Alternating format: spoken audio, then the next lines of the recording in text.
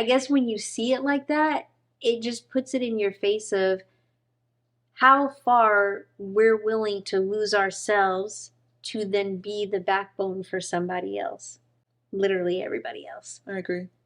To the point that you can look in the mirror and not even know who you are. Hey, besties. Hey. Welcome back for another episode of the Hello Bestie podcast. I'm Maggie. I'm Tashima. All right, teams, what book you have for us? All right. So this week we're talking about It Ends With Us by Colleen Hoover. Sorry. Hair on my eyelash.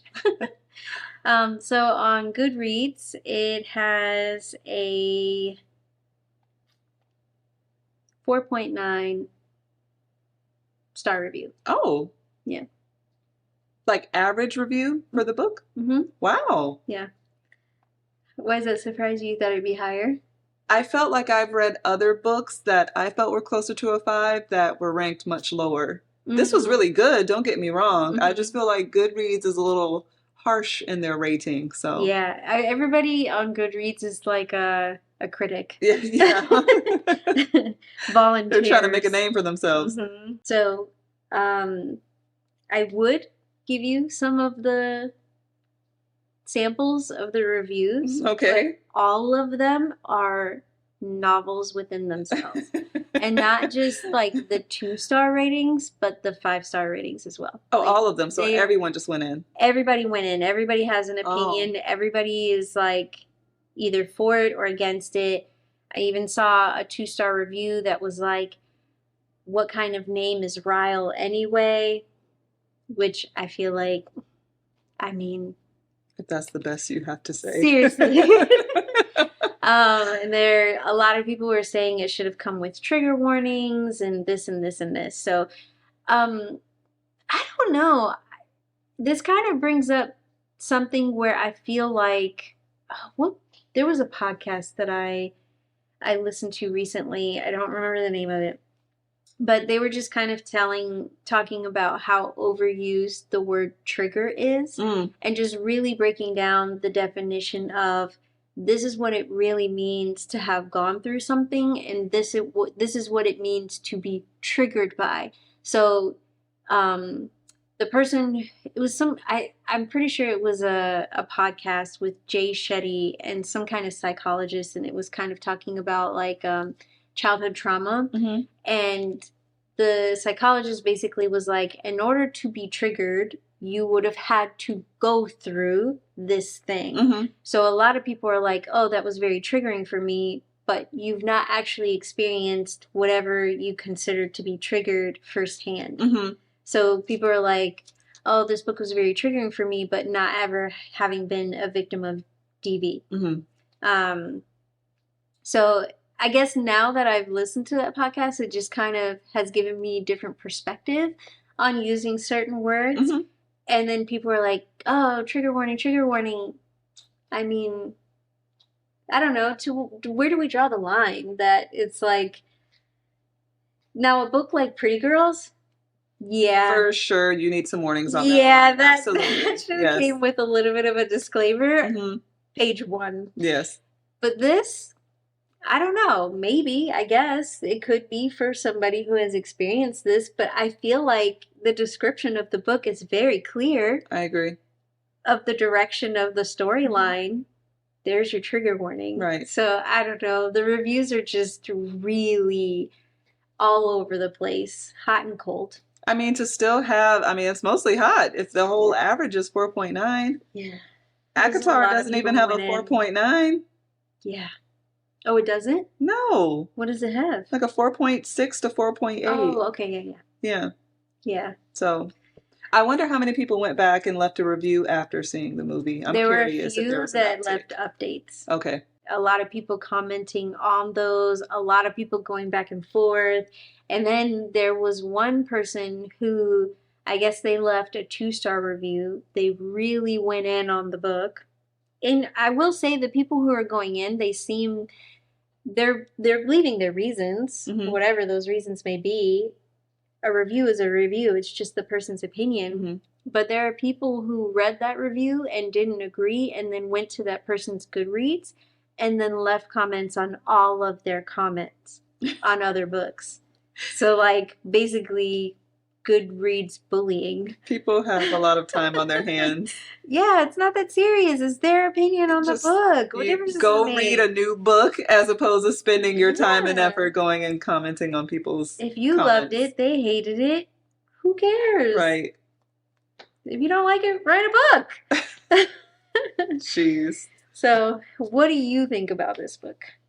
I thought it was a really good book. It was my second Colleen Hoover book after Verity, and it's completely different from Verity. So, given that that was my baseline, I didn't really know what to expect versus, reading the back of the book. But I thought it was a good storyline. I like the characters. I'd give it a solid 4.2. I thought it was good. Yeah, I would give it a 4. Yeah.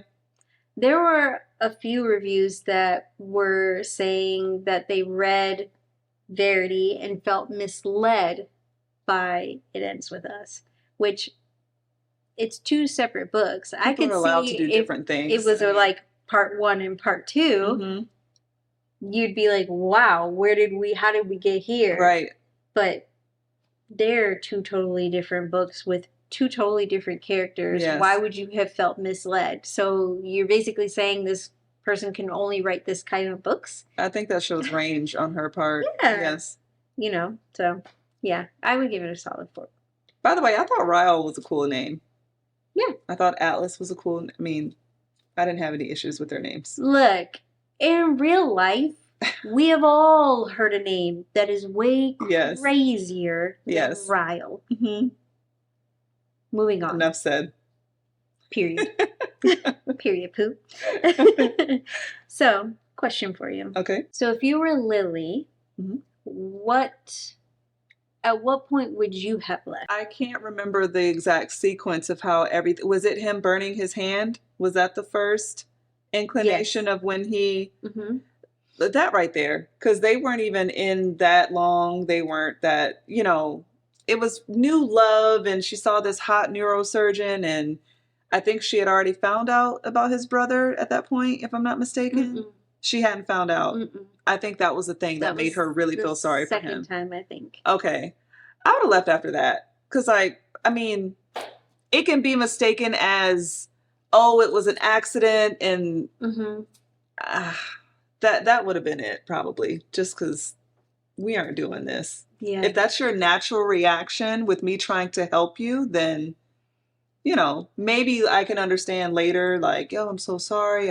It wasn't on purpose. It wasn't intentional, blah, blah, blah. Like, okay. Like, we don't need to be in a relationship. Yeah. We can still be, see you when I see you type of thing. And I could see him being in his feelings because she's, like, giggling, and that I just burned my hand. I've got a really serious surgery coming up. Right. Not really sure why you feel like now is an appropriate time to have the giggles, but considering she had like 3 glasses of wine and was, obviously not herself, definitely no reason to react in the way that he did, but I could see him being like upset or irritated with her reaction of having the giggles to something very serious, such as him hurting his hand. Right. But to the point of hitting her? Yeah. Girl, my mouth dropped. Yeah, that was pretty crazy. Yeah. For sure. That should not be a natural reaction. And no, that's not some normal. people, as we talked about, don't have savory reactions to things. Some people giggle and laugh in really inappropriate times, and that is their trauma response or whatever you want to call it. Right. Not right. Like, who wants to get laughed at? Also, why are you just reaching into the oven? Like, it's just, this was all your fault, and you're getting mad and reacting in a different... Right. So, yeah, you could be mad at me for laughing. I shouldn't have laughed. Right. But you also can't blame me for this situation happening. Yeah, it doesn't deserve a pimp slap or whatever happened after that. So, definitely not. Do it once, you'll do it again, as we saw. So why do you think Lily didn't leave him earlier than she did? I think she was attracted to him, and I think there was kind of this bad boy of, he's really successful, has a good family, she loves his sister, and I think a part of her felt honored that she was the one that he decided to be serious with. So I think he made her feel in herself that there was something really special about her. Right. And that made it harder for her to leave. And then I think eventually when she found out about his brother, and, you know, he mentioned it on the roof because he was basically experienced like a child, well, didn't experience a child, but he had a situation that he had a hard day at work With or the whatever. It patient, was yeah. explaining his hard day and was like, yeah, that kid is going to live the rest of his life X, Y, and Z. Come to find out later, he is that kid. Or Adult form. like similar situation. Correct. Yeah, yeah. Not that, not literally, but yeah. Yeah. So I think that made it hard for her. Just all of those things combined just made it seem like talking herself into, but I can make him better. And, you know, he really is a good guy. And he just had this really horrible thing. And who he still went off and was very successful in spite of it. But, you know, I just think it was a whole mixed conglomerate. And as we said multiple times, when you're in love with somebody, you find excuses. That like a level of delusion. Yeah. You know, and just really wanting to see the good in this person and not accept that, you know, they are, I don't know the words that I want to put to it. Like, just this over, like this, what's the word I'm looking for? I think when you're in a relationship with someone, most people aren't all bad. Right. So even when someone has done something really horrible to you, you can still think back to all these good things that they did. And it's like, that doesn't, this problem doesn't totally negate or erase everything else. And when you really love that person and want it to work, you cling to that good stuff and you start to make excuses and overlook the negative stuff. Right. And I think she did a lot of that until, you know, at the end, she had her baby in her hands. It was like, this one we're not going to do. Did you think about I was hoping what I said would kind of start some juices. I don't know, just like, yeah, okay. I just think as mostly women, I mean, this does happen to men as well, but I can only speak from like a woman's perspective, is that we have a habit of compromising and making excuses and seeing past those things. Where I think in some situations it's very easy for people to just be like, either it is or it isn't. But, you know, like traditionally, you know, when just over time, you like the definition of a happy home would be a mom and a dad and the kids and the dog. And, you know, so when you have things that are like starting to disrupt that, your initial reaction is to try to keep all of those pieces together. Right. Like, we're going to make this work. We're going to figure this out. We're going to work hard. Kind of like she was doing when she's like, well, I'm going to help him get past this trauma. Now that he's told me why he blacks out and has these fits of rage where he's not himself, and we're going to get through this together. And I'm going to speak very calm, and I'm going to remind him that he needs to walk away. And it's like, why is that my responsibility? Right. It's not. Yeah. That's a grown-ass man. Yeah. It's your job to manage your emotions. I'm sorry this thing happened to you. But like in the moment, we want to be that person. Yeah. We want to help fix. We want to empower and uplift and encourage, like all those things that we would want somebody to do for us.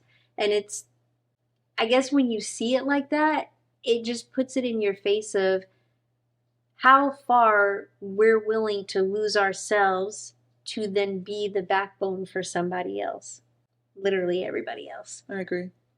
To the point that you can look in the mirror and not even know who you are. I think women have a habit of just taking it a little bit too far, because there's a difference between, and I'm not like saying it's okay for him to be abusive. I'm just totally taking out of context, but someone who just gets angry sometimes, or maybe becomes very standoffish or whatever. I think it's very easy to go from a place of, it's very different now to have someone who does those things and you tell yourself as a woman, at being a supportive partner, you know what, whenever they come out of it, I'm not going to give them a hard time. I'm not going to reciprocate. I'm not going to give a cold shoulder. I'm just going to understand that they need their time and that they're going to come back around. I'm going to love them and I'm going to be here. Yep. That's very different from, I'm going to help you out of this. When you're doing that, I'm going to be your reminder to no, no, no. You don't control someone's actions. Like, I just think it goes from understanding to now trying to be the fixer. Yeah, and that's not realistic and it's not fair to either person. So when Elisa is encouraging Ryle to tell Lily his backstory of what happened when they were kids, do you feel like if you were Lily, do you feel like that would have changed how you felt about all of this? Because mind you, that happened after the second time, her being knocked down the stairs. So like if pushed. You were, like pushed down the stairs. If you were Lily, do you feel like finding that out would have made you be like, okay, well, I mean, it doesn't excuse it, but fine. No. Or do you think you're gonna like, thanks, however, I'm out? I think in that situation where the sister, because if I'm not mistaken, at that point, Lily had already made the decision, like, this isn't going to work. And that felt like a last ditch, like, no, no, no, please let me explain myself. I really have a problem. This is it. I think I would have made it very clear in that point. If you want to tell me whatever this thing is that you haven't told me so far, you can, but understand it's not going to change the way that I feel. That way, if you still decide to disclose it and I take it, there is no expectation on your part that this was going to be the thing that saved us. Because I would feel like if you've held this in for however long and your sister is the one that has to talk you into telling me, it's clearly very hard for you. Right. So you can tell me, but my mind is still made up. Because you pushed me down a flight of stairs. Yeah. Like, what? Like, we could throw the whole, okay, I was laughing and your hand was burning and you were upset and you accidentally, like, okay. You blatantly pushed her down, like. You knocked me out, not once, but twice. Twice. 2 times. Like, because the first time, I couldn't even, you couldn't even convince me that it was an accident because you knocked me unconscious. Yeah, and because you're a doctor, you just thought you could waking just fix up because, me. Yeah, right. Like, what? And then the second time, you again? Yeah. Nuts. They hadn't even been together a long time either. This was in very close succession. Yeah. So, yeah. No, it wouldn't have made a difference. It would have made me feel very bad for him. Don't get me wrong. And like, damn, that's messed up. Like, I don't know how you would live with something like that. I would be very comforting and very consoling, but that doesn't mean, again, that we need to be in a relationship at this point. Sometimes people meet and they're meant to stay together, and sometimes they meet and you can be friends and you don't have to have a continued romantic relationship. Yeah. The night where they're all at the restaurant with the mom, Ryle, Lily, and she sees Atlas. And then she starts kind of acting all like weird. That would have been really awkward. If you were Lily, would you have said, oh, hey, by the way, this is the person who I was talking to, who I was talking about when we were talking on the roof? Like, would you have said that's him? Or would you have just been like, oh. What do you mean? Said that to who? Said it to Atlas when he like pulled her? Because he kind of. No, would you have told Ryle, hey, by the way, this is the guy who I was talking about on the roof? Not at the restaurant. I would have told him, not right like, there. Yeah, not in that moment. Right. But like, you get home and you're like, hey, so you know that waiter, that's actually the guy from the roof. Yeah, you would have told him. Yeah. Oh, okay. Do you think you would have? I mean, I'm not sure. Because that first time, she's kind of in shock. Because really, the whole reason why she even moved there was like low key to find him. Like, because of him. Like, there was a lot of unfinished business. Yeah. You know, like, still being in love and, like, not having seen him. She never knew what happened to him. Right. After her dad in that whole situation, so. So I could see just kind of being in shock of it all. Yeah. To, like, how do I then tell you about this thing? Like, I think I would have wanted to talk to him and just kind of been like, how are you? Before I'm like, by the way. Yeah. But, like, I know even that would be, like, overstepping to a degree. Because I feel like the moment I tell you that, like, if you're Ryle, I'm Lily, and then I go home and I tell you this thing, you wouldn't want me to then go and get closure. Right. You know, so like I almost feel like in that situation I'd have to ask for forgiveness instead of permission. Because if I do it after you tell me not to, that really makes me wrong. Regardless of what I assume you may want or not want, like plausible deniability. Yeah. You know, like, well, I'm sorry, I did do it, but now that I know you wouldn't want me to, and I have all the closure I need, sure. I know, I know. That's playing, you know. I think when it comes to that, at a certain point, like Ralph, like you're just gonna have to be mad. Yeah. You're just gonna have to be mad and just understand that I need to do this. Because if Right. roles were reversed, I would be like, so you're really just gonna like, yeah, I'm really just gonna go talk to him and make sure he's cool. Because last time I saw him, my dad beat the shit out of him, and I didn't know if this kid was alive or not. Like this is my first time seeing him in years. I'm gonna make sure he's okay. And however you feel about that is gonna have to be how you feel about that. Like there is gonna be no closure gained from one meeting. Right.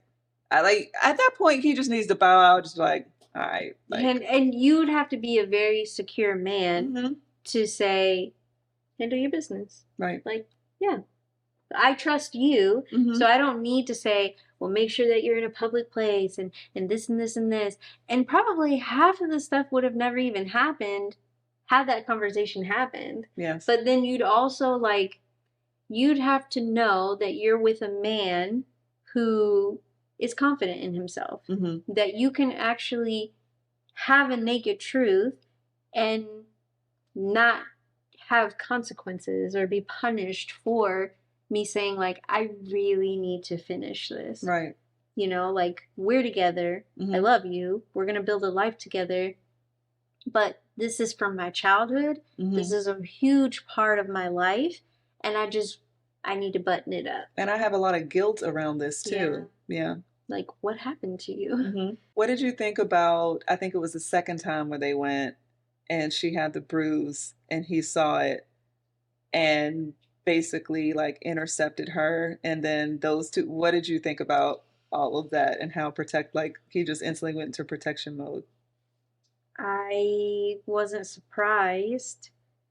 I honestly, I fell in love with him at that moment when he walked out of the bathroom and he didn't even regard Ryle. Like he didn't say nothing. He just like walked out of the like I was just in a locked bathroom with your girl. Right. I walk and you're in my restaurant. So I'm already feeling like, right, you know, King Dingling over here. And I just walk out and I walk past you and I don't even keep like you're nothing, not even a fly on the wall. Yes. I bet Ryle felt like he was an ant. And I could see why he's like, you're just gonna walk away from me? You just came out of the bathroom with my girl? I was like, oh my God, Atlas is a G. Atlas was like, no F's given. Yeah. You lucky I don't jump on you right now. You need to just let me walk away. Yeah. Listen to your girl. Yeah. Like, that's what he basically was saying. like, go ahead and get your boy and go ahead and go home. Because, yeah, that's what we're not going to do. And yeah, I liked every minute of it. It was very enjoyable for me. And I'm not surprised. Like, there's just a connection between the two that is unmatched. And sometimes that can only be forged through trauma. Yeah. Like, really going through something and having that, like, we have been in the mud together. You can't, I don't know. That's just not something that you can, that level of connection is like you can only have that over a long period of time in which you have had ups and downs or you've really been through serious stuff together. There is a thing, like you can't compete with history. You can meet a new person and have an amazing connection with them and be super attracted to them, but you can't compete with the length of time that two people have spent together and things like that. And for Atlas, he was gonna, take his own life the day that Lily decided to just show kindness and come sit next to me and, went over to the house and brought him food and offered him a shower and extra clothes. And like, it's so important to be nice to people because you never know what they go through. And when he was telling her that, I was literally tearing up like, damn. Because if Mm-hmm. she hadn't have done all of that, he would have done that. Mm-hmm. No one would have been the wiser. She would, so Yeah. it's just, you never know what people are going through. And that friendship, that kindness blossomed into a Yeah. love, which even if it didn't turn into a sexual, physical relationship, it still would have been beautiful. Mm-hmm. Those being, them being Just on friends in its that own. way. Yep. Yeah. I kind of felt like Ryle Ryle's childhood trauma that he experienced to me is no different than her, like him not sharing that about himself is no different than her not explaining why she has that heart on her collarbone. Mm-hmm. Like you completely lost your mind and tried to bite it off of her body. Yeah, that's. Why didn't you tell me? You also didn't tell me about what you did. Like there's a point where when you're dating somebody, you're not just sitting across the table and saying, "Hey, this is literally everything of my life." Like some Right. things just don't come up. Yeah, they come up in time. Mm-hmm. If you would have asked me, you know, at one point in time, "Hey, what does this mean something?" Like what I probably would have like, yeah, this, like remember that guy I was telling you about? Mm-hmm. Da da da da da. You know, it is what it is. Right. But at what point do I say while I'm dating you, hey, by the way, you know what this means? Yeah. Nobody's gonna do that. That's weird. And who shows childhood journals to someone? Like they're still Yeah. thinking about And them you're every getting single day. upset because I have journals from when I was 15 years old. And then he read basically Atlas's commentary in the Yeah. newspaper. I was just I can't control what this person right. writes. I'm Right. literally married to you. Right. Despite having seen him twice. Mm-hmm. You and I are married. Why are you upset because he said this? I can't control what this man. I haven't even read it. Right. You're breaking news to Everything me. about that though, that whole situation for me, I don't know. That was frustrating. Like Lily was really irritating to me. Mm-hmm. But that's me being me Mm-hmm. and not having experienced that ever. Right. So I'm just like, why are we doing this? Mm-hmm. But then like when she walked into the house and she turns on the light and he's standing there in the dark, never in history has anything ever good happened from somebody sitting in a dark room right. waiting for somebody to show up. Never ever. That's some psycho shit right there. How long have you been standing here? Why are the lights off though? Because after I did this thing, I then went and like worked at I did stuff mm-hmm. and I took my sweet time. So however long you've been standing here waiting for me is intent. And every minute, every second, every hour that went by would just make you even more angry. Mm-hmm. And on top of that, you were drinking. Right. So my first instinct is not, hold up. What do you have going on? Right. Because this is sus. I don't know what I just rolled up on, but I'm going to go. Yeah, go ahead and naked truth all that. Right. No, I think you want to get busy. Wait. Right. That just to me, I'm like, okay, this is getting a little weird. Mm-hmm. Weird and like, you have to have a little bit more intuition. Yes. Than whatever it is that you mm-hmm. were like, why are we talking about this? I just want to get busy. Mm-hmm. I'm sorry, what? Yeah. Even when she was like, when she called Atlas. So that part I thought was very interesting. When she's like, she had already had his number memorized, but then still left it in the back of her phone. I just felt like, so why though? Like obviously we wouldn't have had that situation had the paper not been there, but had you memorized the number, nobody in their right mind would have left it there. Right. So that part just seemed a little like... It needed to be there, Tima. I know, yes. But then she didn't need to memorize it. Yes. Maybe she wrote it down in a journal in the back of the Ellen book and got it from there. But you wouldn't, the math wasn't mathing for me on that. Mm-hmm. And then So these are my qualms. Okay. And then for her to have called him, but then waited in the house. Yeah. And said, call me when you get outside. What? Right. Here's my location. I'm going to be walking down the street. Right. You just come and scoop me. Yes. There's no way. And then she was like, it was 20 something minutes later. There's no way on this God's green earth that this man would have just done all these things. Right. And then I'm going to call the person who he just knocked me about for. Right. And wait for 20 something minutes praying to God, Buddha, and Allah that you're not going to wake up. Right. For round 2. Yeah. I mean, everybody does whatever they decide to do, but I was just like, that just seems very unsafe. I agree. So yeah, girl. Sorry, I had to get that off my chest. I was just like, up until that point, I was at work and I was talking to one of my coworkers who had told me that she read the book and how good it was. And I was talking to her in the morning and I was at the part where was I?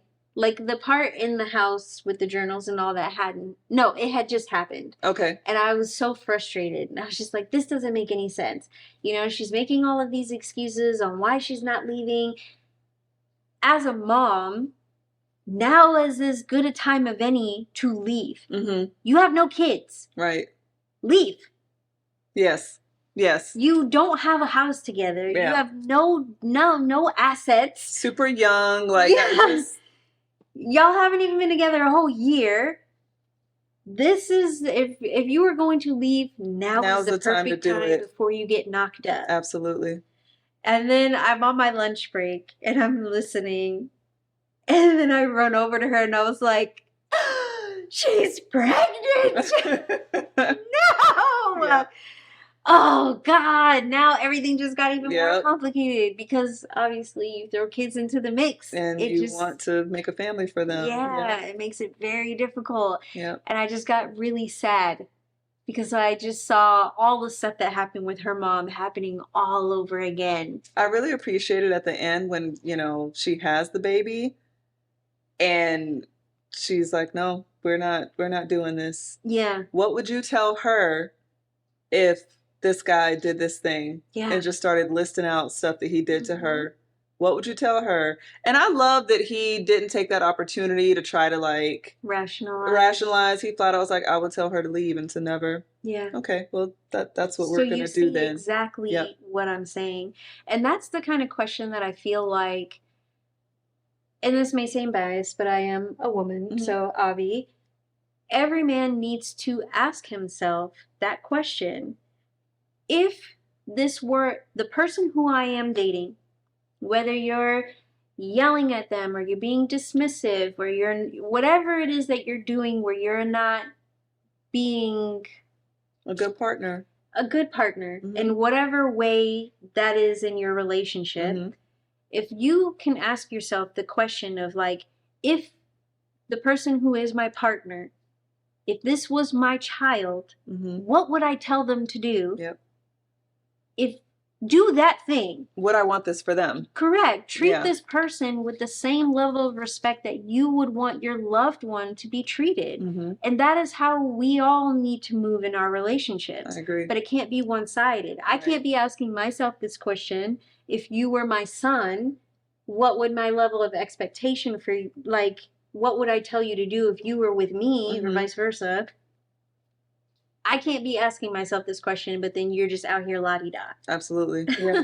You know, but that, I was just, ask yourself all the questions. Yeah. I was glad that he was honest with himself in that moment. And then it's just, you may not be happy with it, but you totally understand why this is happening and you accept fault. And that is what it is. Let her go. Yeah, and that this is all your fault. And it was strength on her part, too, because that moment is usually the thing where it's like, well, guess we're locked in now. Yeah. Guess I'll keep trying to have to figure this out. Hopefully he doesn't do it again. Hopefully and that moment for her was like, absolutely not. We're not even going to like put this on the table for her to even potentially witness something or see something like that. So kudos to her. That moment with her mom was really everything. It was. And And the role that Atlas played in all of that too. yeah, like from childhood Mm-hmm. on. Like when she was talking to her mom and she's like, yeah, like if I talk to my mom, she's just going to tell me to go back and all these assumptions that she had. And when I was talking to my coworker, like after I found out that she was pregnant, excuse me, that I that was the moment where I guess for me as a reader, it became real because I am a mom. Mm-hmm. So that's where I started to resonate with having to make those difficult decisions. Now having a kid in the mix and really understanding firsthand of like Right. how difficult sometimes these decisions are. Mm-hmm. And then remembering, okay, everybody handles things in the way that they think is best. And from the outside looking in, it is very easy to judge. That could never be me. Right. Couldn't it though? Mm-hmm. Because really, those things happen, like she described, in 15 seconds. Like it can happen in a moment where, how did we even get here? Mm-hmm. You know, and now I have all these things that I have to consider, and I am not in a position to really even like I don't even know how to handle this situation. And like while you're trying to get through like um absorbing what just happened, you also have all this decision making to do and it's Right. all overwhelming. And in the meantime, time passes and Mm-hmm. things get easier and it's like, okay, well maybe Mm-hmm. like you're kind of your guard is up and it's just like it really shows that you can't just go and judge people just like how she was with her mom. Like I think a lot of people probably can look at family members or close family friends that they saw as children, like when you were a child, looking at this person and being like, why are they still with him? Or why is my aunt Mm-hmm. tolerating this? Or why would my mom stay with my Mm-hmm. dad? Or whatever. Right. Like a lot of people have probably been in that situation where it's like, when I grow up, I'm never, because she was just like that. It's really easy to be objective when you're not the one having like Yeah. ties. It's like two friends, can vent to each other and the friend is having an issue with like her man or whatever. Mm-hmm. Like it's easy for the friend who's listening to be like, just leave them. Just Right. go. You deserve better and you do that because you're not in love with that person. You don't have any emotional tie to that person. Right. So it's easy for you to just look at it black and white. But Mm-hmm. when you know the good parts about someone and the bad parts and you've shared things and you have an emotional attachment, that's when things get hard. So yeah, people should never look on the outside and tell people how they should sway like one. Now, if you're being in an abusive situation, that is black and white, like absolutely, but it doesn't make it easy for the person that's in it. Right. And I appreciated the author's note at the end. Yeah. I mean, I had a suspicion, but I think it just put all of this like into perspective Mm-hmm. and it just made the whole book that much more beautiful, in my opinion, just to hear her kind of talk about like, my mom was a G because when I was 3, as hard as it was, us Mm-hmm. eating beans and macaroni Mm-hmm. and cheese for 2 years, Right. she did what she had to do. That's not always the case for everybody, Right. you Yeah. know? And unfortunately, within the first 5 years of a breakup is the most dangerous for a woman. Yep. Like the statistic is maddening. So not only is it that I have to have the strength to leave you, statistically, for the next 5 years, I'm living in fear. And I think most of them it takes like 7 times to leave or something. Like Yeah. it takes a lot of times for someone to actually Mm-hmm. plan to leave and execute that leave Right. versus talking themselves out of it or something happening and them getting back in or whatever. So she said that she intentionally wrote Ryle's character the way that she did because, he was funny and had a good personality. And it's like, Ideally perfect. make someone a likable character, but then show that they do have a dark side to kind of show how difficult it is Like a to. major flaw. Yes. Mm-hmm. Mm-hmm. Yeah, and also her saying as she fell in love with him as a writer, Mm-hmm. she tried to change that Yep. and not have him be this way. But then she's like, no, I can't do that. Yep. Which I don't know. I think as a like for a writer, I could see that being really difficult. Yes. Like I don't want him to be like that though. And you have the control. And then just standing by, like in real life, we can't pick. Right. You can't just decide that the boogeyman is going to be scary and live in a closet or under the bed. Sometimes the boogeyman is handsome and successful and charming. Yep. It's just the reality of the situation. Yeah. But, you know, regardless of anybody's decision making, you know, whether you love the book or you hate the book, you know, DV, essay, all the things, it's a woman's reality. Right. Every single time. Not even just walking down the street in the middle of the night, even being in your home. Right. You know, it is literally our life, just always being at risk. It's unfair. It is. But it is the reality of the situation, just like Pretty Girls. Yep. It is It's the not naked, ugly truth of life.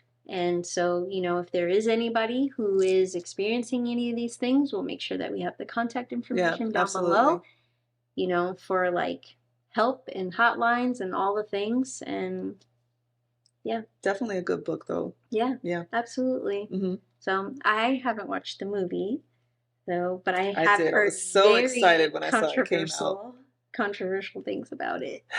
Well, watch the movie and then we'll talk about it. We'll chat. I don't know see if what I you want think. to. I don't know if I want to. It follows the book very, like what normally your qualms are about watching the movie after the book, those won't be your qualms. It will just be like down to details. But the general storyline is the same. Yeah. To like even the ending? Yeah, it's pretty close. Wow. Yeah. Okay. They didn't take a lot of creative liberties in terms of deviating away from the storyline to make it a Hollywood thing. They very closely followed the book. Okay. Yeah. Fair enough then. Yeah. Maybe I will. That'll have to be one of our next episodes. I think it's going to be more so about like, I don't know if they should have cast this person as that, or in my head, that was my thing about it. Like, I pictured him to look a little, it was more so stuff like that for me and not necessarily like the storyline. Okay. Yeah. Fair enough. Yeah. All right, besties. Well, we will see you in the next episode. And as always, like, share, subscribe, and we will see you next time. Bye. Bye.